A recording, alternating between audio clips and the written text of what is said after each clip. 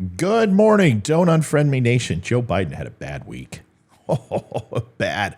Well, I guess if you were being choked, you really couldn't make a sound. It's more like, Golem, my precious. Ahmed.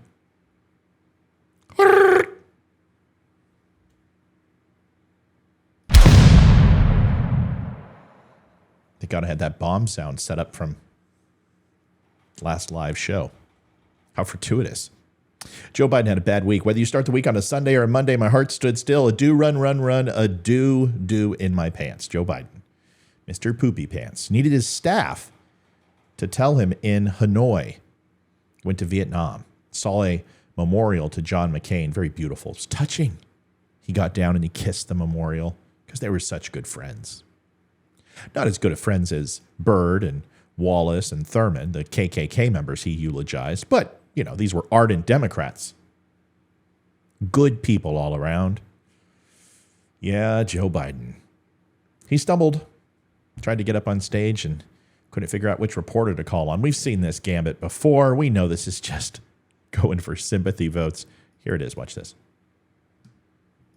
Let's see. I'm just following my orders here. I want a grapefruit, some bran. Oh, I've been dying. Oh, this Vietnamese food's been killing me. Oh, I need some ice cream. A lot of lactose in it. Somebody come over here and change my damn pants.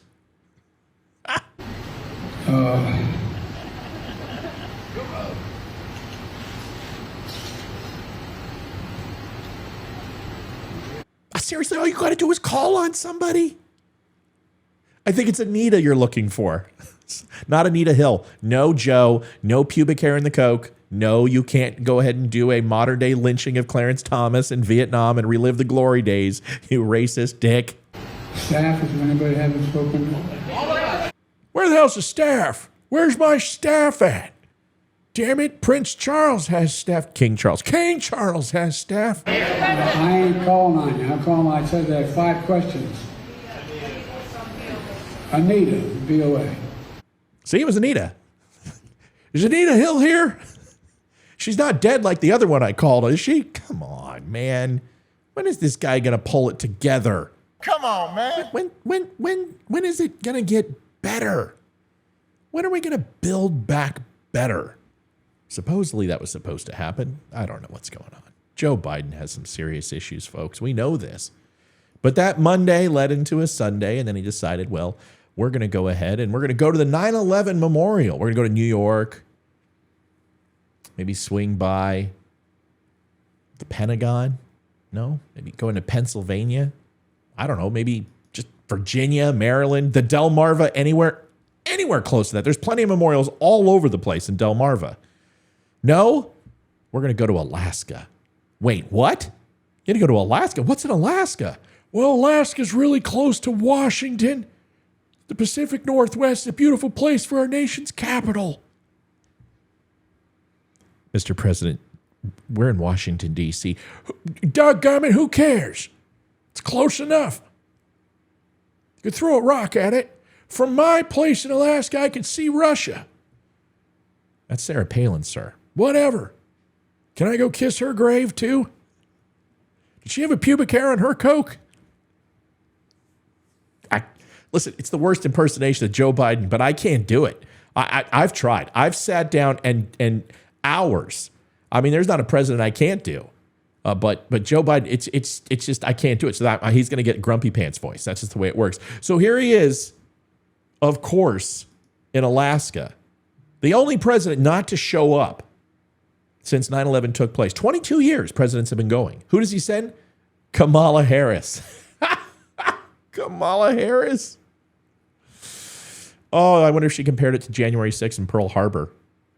Oh, boy. Kamala Harris. Anyway, he went to Alaska. But here's the funny thing that people don't understand. It's not like this was planned. He went to Alaska because that's where he refuels the plane, Air Force One. Every Southeast trip, they stop in Alaska. There was no happenstance. There was no fortuitous nature here. They didn't plan this. They were probably in Vietnam getting some Kung Pao chicken. I know. It doesn't matter. Or dog or something. And they're like, oh shit. 9/11. What are we going to do?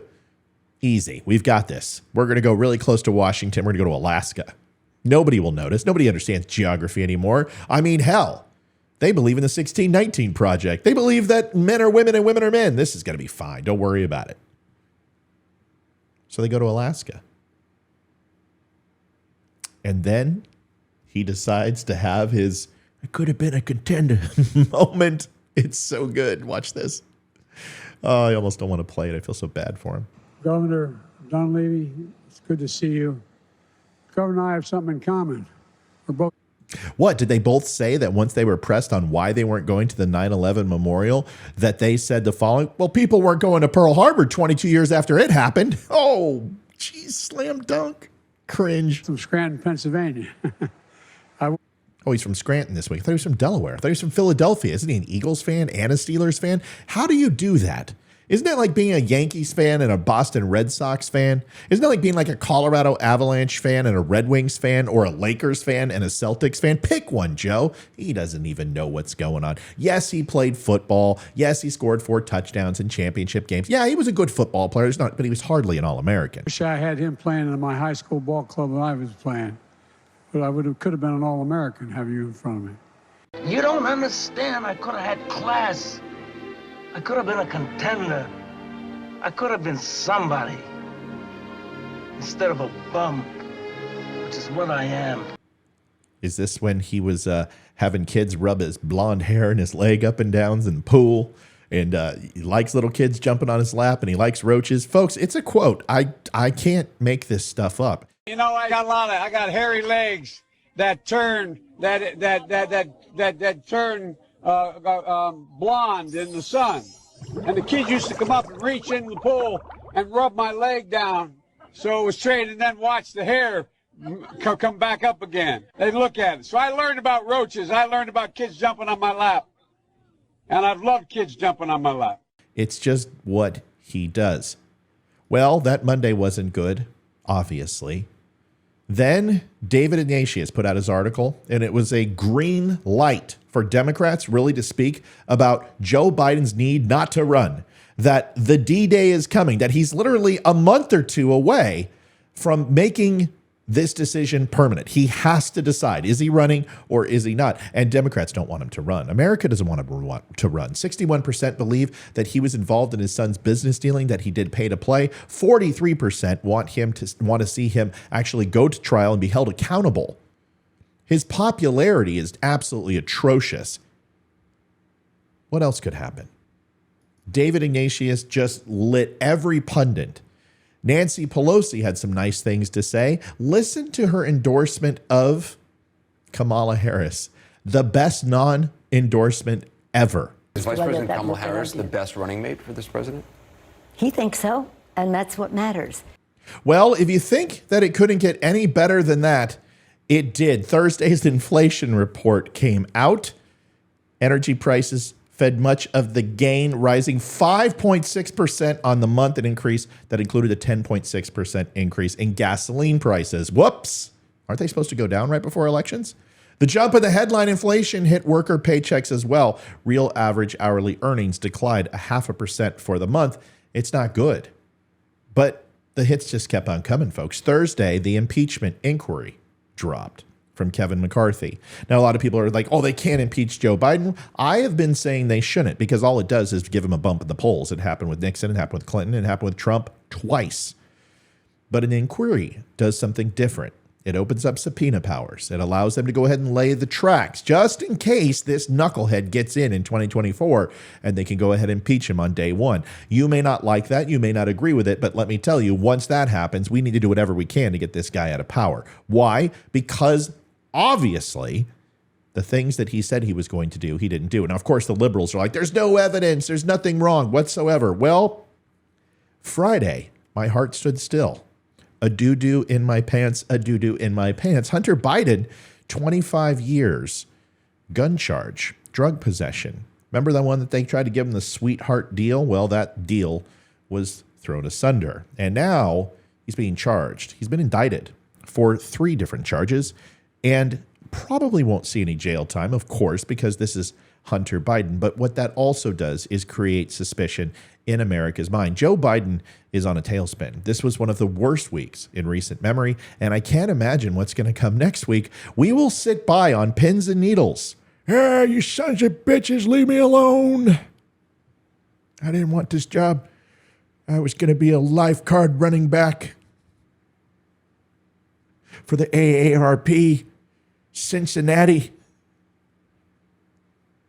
Old Folks Retirement Home Shady Acres Stadium. And I was going to run.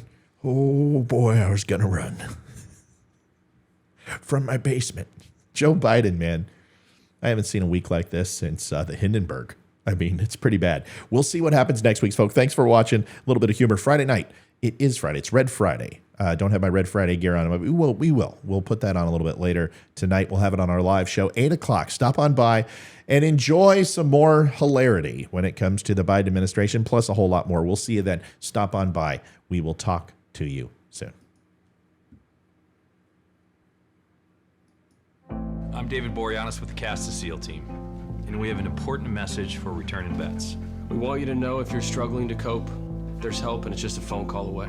The Veterans Crisis Line is staffed with experienced professionals who know your struggles.